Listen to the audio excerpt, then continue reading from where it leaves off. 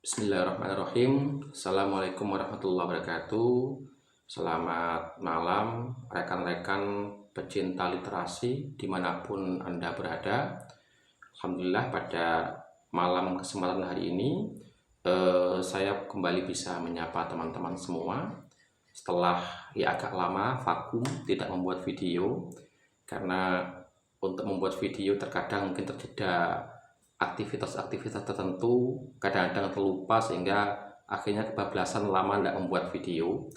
Tapi alhamdulillah hari ini meskipun di waktu yang malam dan memang sempatnya di waktu malam semacam ini saya kembali bisa menyapa teman-teman semua dengan membuat satu video masih melanjutkan tema terakhir kemarin di mungkin sekitar hampir sebulan yang lalu, tidak sampai 2 minggu yang lalu saya membuat tema baru, masih literasi, tema besarnya masih literasi, hanya kemudian lebih ke arah literasi budaya. Kemarin kita memulai bahasan literasi budaya kita dengan keris, gitu, tentang keris sebagai salah satu warisan budaya Nusantara, sebagai salah satu warisan nilai adiluhung Nusantara. Hari ini kita akan melanjutkan bahasan tentang keris ini, Mas. Dan insya Allah ada banyak masihan bahasan mengenai keris yang nanti akan kita buat video-videonya. Selain mungkin secara periodik kita tetap akan melanjutkan bahasan tentang literasi kepenulisan dan tentang pembuatan buku yang sudah lebih lama berjalan. Meskipun tentu mungkin ya waktunya masih tidak bisa ditentukan ya berapa periode gitu ya. Hari ini kita akan membahas tentang keris ya. Ada sebagian orang mungkin yang menyangka bahwa keris itu adalah warisan yang cenderung bercorak Hindu-Buddha atau warisan Nusantara yang berasal dari tradisi Hindu dan Buddha.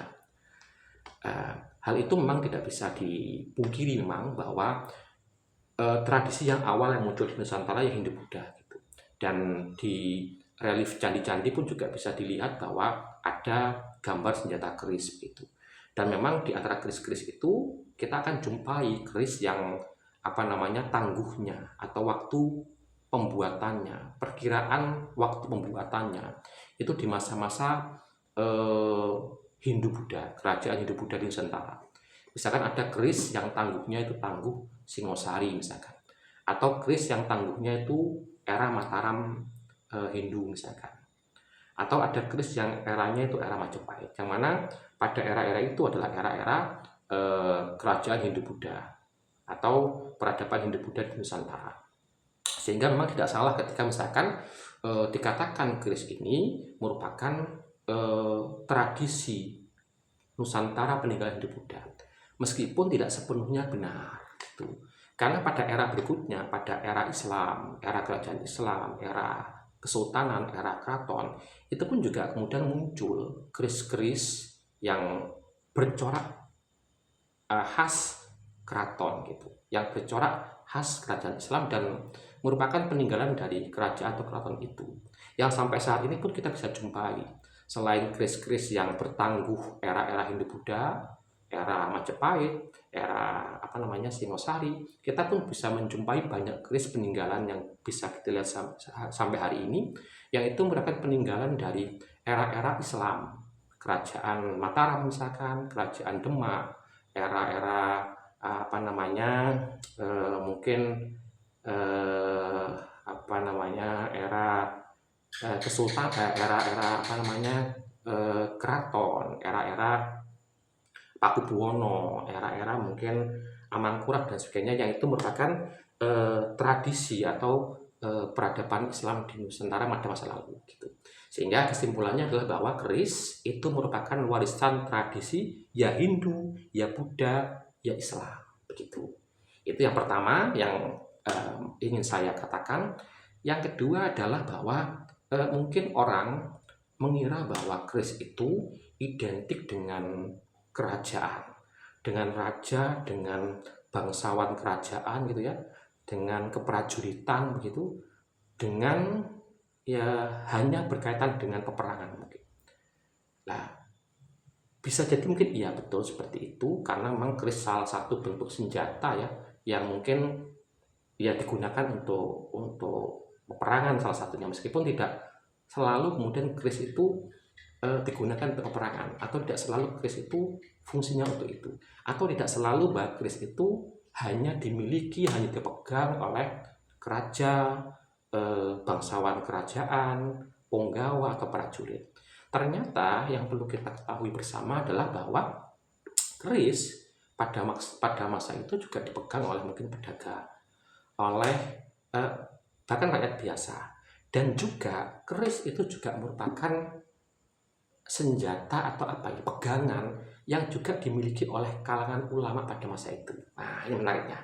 Nah, jadi ada sekian orang mungkin yang berpikir bahwa keris itu apa ya, mungkin identik dengan mistik, dengan klinik yang nggak cocok dengan kalangan ulama. Nah, tapi hari ini mungkin saya ingin bercerita bahwa ternyata eh, pada masa lalu ya, sekian di antara ulama masa lalu itu ternyata memiliki senjata keris, bahkan erat atau memiliki kaitan erat dengan keris tertentu.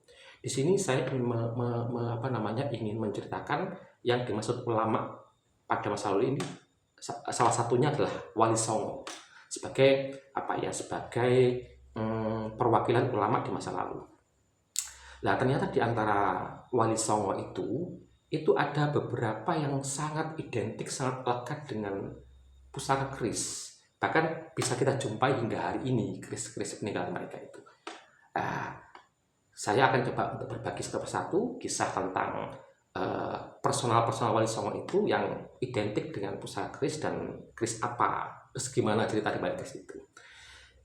Yang pertama ada Sunan Kalijaga. Nah, Sunan Kalijaga itu punya pusaka yang kalau disebut Sunan Kalijaga, maka orang yang mungkin suka dengan sejarah wali atau kemudian senang dengan benda pusaka keris, maka akan paham bahwa Sunan Kalijaga itu identik dengan keris Kiai Carubu gitu. Jadi Carubu itu ya nama keris miliknya Sunan Kalijaga, juga merupakan dapur keris, ya, jenis keris begitu.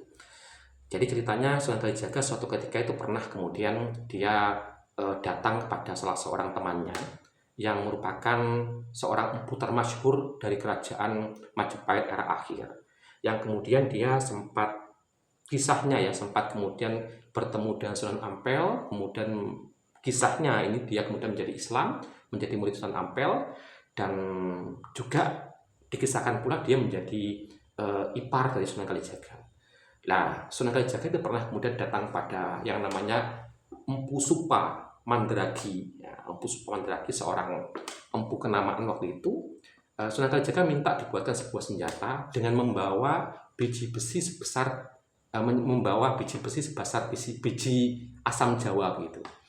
Nah, awalnya Empu Supa ya agak heran juga bagaimana membuat senjata dengan bahan dasar cuman biji besi sebesar biji asam Jawa begitu. Tapi kemudian Sunan Kalijaga meyakinkan bahwa bahan ini cukup, meskipun nampaknya kecil tapi ini cukup untuk membuat bahan itu. Nah, akhirnya kemudian Empu Supa coba untuk menggarapnya, dan ternyata beliau juga merasakan bahwa ini luar biasa Sunan Kalijaga, karamannya Sunan Kalijaga. Ternyata bahan tadi itu yang meskipun kecil tapi hakikatnya ternyata besar dan cukup untuk membuat senjata. Nah, itu. Nah, terus Sunan Kalijaga awalnya tidak punya pandangan bahwa itu nanti menjadi keris. Pikir Sunan Kalijaga itu mungkin hanya menjadi golok yang bisa digunakan untuk menyembelih kerbau begitu. Tapi karena Empu Supa itu berpikir bahwa dia ingin membuatkan keris untuk Sunan Kalijaga, akhirnya kemudian dibuatkan senjata berupa keris yang ditunjukkan pada Sunan Kalijaga berikutnya ketika jadi, dan Sunan Kalijaga merasa takjub dengan hasil garapan Empu Supa ini. Nah, sehingga akhirnya kemudian senjata yang awalnya itu pikiran Sunan Kalijaga sebagai golok untuk menyembelih kerbau akhirnya menjadi pusaka yang sering kali dibawa oleh Sunan Kalijaga, dan itu dinamai kemudian Kiai Carubu begitu, merupakan keris khas Sunan Kalijaga. Dan ceritanya kemudian keris itu diwariskan pada salah seorang muridnya yang bernama Mas Kareget. atau Jakatingkir, atau kemudian ketika dia itu naik menjadi Raja Pajang bergelar Sultan Hadiwijaya. Termasuk keris itu yang kemudian menjadi penanda restu Sunan Kalijaga merestui Jakatingkir untuk menjadi raja pelanjut dari kerajaan Demak, yaitu Pajang Hadiwijaya. Nah itu pertama. Jadi keris pertama yang identik dengan ulama di masa lalu, yaitu Sunan Kalijaga, Wali Songo, adalah keris Kiai Carubu milik Sunan Kalijaga. Ada yang mengatakan kemudian keris Carubu itu setelah kemudian diwariskan pada Jakatingkir, kemudian Jakatingkir mangkat, keris itu entah disimpan di mana kemudian hilang gitu. Nah, ada yang kemudian mengatakan begitu. Tapi ada juga yang kemudian mengklaim, nah ini para keturunan Sunan Kalijaga di Kadilangu sana, di Demak, itu mengklaim bahwa keris Kiai Carubu milik Sunan Kalijaga itu tidak hilang, tapi kemudian ada pada keturunannya hingga hari ini. Nah, hingga hari ini, dan setiap tahun sekali, tepatnya pada bulan Zulhijjah, setelah hari Raya Idul Adha, keris itu kemudian dikeluarkan untuk dijamas gitu, untuk dicuci, dan itu menjadi sebuah tradisi budaya gitu. Nah, sehingga para keturunannya menganggap bahwa keris itu tidak hilang, ada sampai saat ini dan bisa ditemui sampai saat ini. Nah, keris Kiai Carubu itu. Jadi dari keris Kiai Carubu itu adalah dia berluk 7. Nah, berluk 7. Itu yang pertama. Kemudian yang kedua, ada keris juga yang merupakan peninggalan dari salah seorang Wali Songo, adalah keris Kalamunyeng. Nah, itu keris Kalamunyeng. Keris Kalamunyeng itu identik dengan senjata keris milik dari Sunan Giri. Nah, Sunan Giri. Ceritanya juga unik ya, ceritanya mesti unik juga unik. Meskipun ya mungkin ceritanya berbau-bau babat ya, berbau-bau agak mistik ya. Mungkin kita nggak bisa mengkonfirmasinya melalui sejarah mungkin gitu. Jadi keris Kalamunyeng itu asal awalnya adalah pena dari Sunan Giri ketika beliau tengah menulis surat atau menulis kitab mungkin, atau ketika tengah mengajar itu di padepokannya di Giri Kedaton, yang waktu itu kemudian diserang oleh Majapahit, karena Majapahit itu merasa bahwa keberadaan Giri Kedaton itu sebagai sebuah ancaman gitu. Diserang oleh pasukan Majapahit, dan ketika mengetahui itu, Sunan Giri kemudian melemparkan penanya itu. Pena itu kemudian melayang-layang di udara dan berubah menjadi keris, yang kemudian menusuki satu persatu pasukan Majapahit sehingga banyak yang tumbang atau kemudian juga banyak yang lari. Nah, kemudian pena itu kembali ke Sunan Giri dalam bentuk keris tadi. Itulah kemudian disebut dengan keris Kalamunyeng. Ada yang memahami bahwa keris Kalamunyeng tadi itu, yang disebut keris Kalamunyeng itu adalah sebuah simbolisme saja, yang mana ya bukan berbentuk keris sungguhan, bukan, tapi ya ada yang memahami bahwa itu adalah bentuk surat lah, atau kemudian perkataan Sunan Giri kepada pasukan yang akan menyerang itu, yang kemudian membuat mereka pusing ya, membuat mereka kemudian dilematis sehingga kemudian mereka tidak jadi menyerang atau bahkan saling berperang lah, karena seperti itu, sehingga bukan berbentuk keris sungguhan. Tapi ada yang kemudian mengklaim bahwa keris Kalamunyeng itu adalah keris sungguhan. Keris sungguhan. Itu keris sungguhan, entah ceritanya benar seperti itu atau enggak mungkin ya. Terjadi perubahan dari kalam menjadi keris gitu kan, atau seperti apa mungkin. Tapi jelas ada yang mengklaim bahwa keris Kalamunyeng itu keris sungguhan. Yang sampai hari ini pun juga kita bisa temui. Keris Kalamunyeng yang asli itu ciri khasnya berluk 13, dan itu sampai saat ini tersimpan di makam Sunan Giri. Nah, meskipun kemudian keris tadi dibuatkan duplikatnya sehingga disimpan di Museum Giri, yang itu bisa dilihat kapanpun. Kalau yang di makam itu kemudian tidak bisa dilihat, atau mungkin sesekali saja ditampakkan gitu oleh mungkin juru kunjungnya. Nah, jadi ada yang mengklaim bahwa keris Kalamunyeng itu sungguhan real, sampai hari ini pun bisa kita saksikan. Paling enggak duplikatnya itu ada di di Museum Giri di Gresik sana. Itu senjata keris kedua milik para wali, yaitu milik Sunan Giri. Kemudian ada lagi Sunan Gunung Jati. Sunan Gunung Jati pun juga diceritakan memiliki pusaka yang khas dengan Sunan Gunung Jati itu, yang kemudian disebut dengan keris Sanghyang Naga gitu. Meskipun asal usulnya pun juga di situ ada mungkin kisah-kisah mistis ya, entah kemudian entah real seperti itu karena mungkin wali punya karomah gitu ya, atau mungkin tidak seperti itu hanya penggambaran babat saja yang kemudian eh, secara sejarah nggak seperti itu gitu. Jadi keris Sang Hyang Naga itu adalah keris yang didapatkan oleh Sunan Giri ketika Sunan Gunung Jati ketika beliau tengah bertafakur di malam Lailatul Qadar gitu. Nah, kemudian ketika saat itu, ketika tengah Sunan Giri itu bertafakur, ada seekor naga yang datang mengganggu dia. Sekali dua kali sampai akhirnya kemudian Sunan Giri menangkap kepalanya gitu atau menangkap lidahnya gitu. Dan itu kemudian berubah menjadi keris sehingga kemudian disebut dengan keris Sang Hyang Naga. Gitu ceritanya gitu. Atau ada yang menceritakan bahwa tidak waktu Sunan Giri bertafakur Lailatul Qadar, tapi ketika beliau tengah melakukan perjalanan di laut, ya naik perahu, kemudian ada seekor naga yang datang menyambar layaknya kilat gitu. Sunan Giri kemudian Sunan Gunung Jati kemudian menangkap naga itu lidahnya dan menjadi keris. Ya itu kemudian menjadi keris Sang Hyang Naga. Gitu. Ceritanya seperti itu asal usulnya. Entah itu kemudian cerita real atau kemudian cerita yang mistis ya, tapi yang jelas seperti itu ceritanya. Dan keris Sang Hyang Naga itu pun juga sampai hari ini kita bisa jumpai.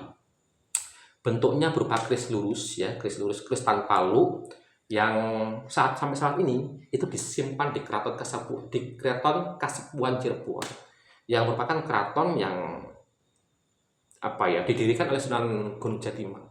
Nah, Sunan Gunung Jati dan peninggalan Sunan Gunung Jati salah satunya keris Sang Hyang Naga itu tersimpan di Keraton Kasepuhan sampai hari ini pun bisa ditemui ya, dipegang oleh penguasa Kasepuhan itu.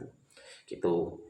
Itu adalah senjata khas milik Sunan Gunung Jati, ya, keris Sang Hyang Naga. Ada pula cerita bahwasanya selain keris Sang Hyang Naga ini, Sunan Gunung Jati pun juga memiliki keris yang bernama keris Naga Runting, yang merupakan keris yang didapatkan sebagai warisan dari kakeknya, yaitu Prabu Siliwangi. Nah, jadi Prabu Siliwangi itu kan punya anak yang bernama Raden Walangsungsang dan Dewi Roro Santang gitu. Nah, kemudian kan dari Dewi Roro Santang itu punya anak namanya Sunan Syarif Hidayatullah Sunan Gunung Jati ini, yang kemudian Sunan Gunung Jati itu dinikahkan salah satunya dengan anak dari Raden Walangsungsang ini. Dan salah satunya selain Sunan Gunung Jati mewarisi keraton Pakuwati ya, yang kemudian menjadi keraton Cirebon, itu juga ada kisah yang menyatakan bahwa Sunan Gunung Jati juga mewarisi keris Naga Runting. Meskipun itu masih sekedar kisah ya. Hari ini kita nggak bisa menjumpai apa benar apa enggak, dan tidak bisa menjumpai yang asli keris Naga Runting itu seperti apa. Bentuknya ada sih, seperti setengah kayak kujang begitu. Cuman kita nggak bisa temui seperti hanya keris Sang Hyang Naga yang bisa kita temui sampai hari ini di Keraton Kasepuhan. Itu adalah senjata khas Sunan Gunung Jati. Kemudian ada lagi, kita berpindah pada ada Sunan Kudus ya gitu. Sunan Kudus itu pun juga dikisahkan memiliki pusaka ya, namanya keris Kiai Cintoko, bahkan dua. Yang pertama adalah keris Kiai Cintoko, yang kedua adalah keris Kiai Brongot Setan Kober gitu. Keris Kiai Brongot Setan Kober itu adalah senjata yang kemudian lebih terkenal sebagai senjata milik Arya Penangsang, karena Sunan Kudus kemudian sebagai pemilik awalnya kemudian memang memberikan keris itu pada salah seorang muridnya, yaitu Arya Penangsang akibat di Jepang, sehingga kemudian keris Brongot Setan Kober ini keris Brongot Setan Kober ini kemudian khas menjadi keris milik Kiai Arya Penangsang tadi itu. Cuman itu cerita sejarah yang sampai hari ini kita tidak bisa menjumpai keris Setan Kober itu sudah tidak ada lagi, entah kemana gitu. Nah, sedangkan yang kedua adalah pusaka milik Sunan Kudus, yaitu keris Kiai Cintoko, yang itu merupakan keris kembar sebenarnya, keris pemberian Majapahit ya, penguasa Majapahit waktu itu, yang mana salah satunya itu diberikan kepada Sultan Trenggono, Raja Demak. Nah, salah satunya lagi diberikan pada Sunan Kudus, yaitu keris Kiai Cintoko itu. Nah, keris Kiai Cintoko itu sampai hari ini bisa kita jumpai, disimpan di Masjid Kudus ya, di Masjid Sunan Kudus bersama dengan 2 senjata Trisula milik Sunan Kudus itu yang tersimpan di kanan kiri masjid gitu. Nah, setiap tahun pun sama, Trisula itu dan juga keris Kiai Cetoko itu dijamas gitu kan. Ada ritual penjamasan atau pencucian senjata tiap bulan Zulhijjah ya, Zulhijjah. Tiap hari Senin awal setelah hari Tasyrik itu kemudian menjadi sebuah tradisi yang dinobatkan sebagai tradisi tak bendawi nasional Nusantara itu. Nah itu pusaka milik Sunan Kudus. Barangkali mungkin itu sekilas cerita tentang keris dan nama-namanya, dan itu khas dengan Wali Songo sebagai sosok keulamaan Nusantara di masa lalu. Nah, kesimpulannya adalah bahwa keris tidak hanya kemudian dimiliki oleh raja atau penggawa kerajaan atau prajurit atau mungkin bangsawan istana, tapi juga dimiliki oleh sosok-sosok ulama. Ceritanya seperti yang tadi itu.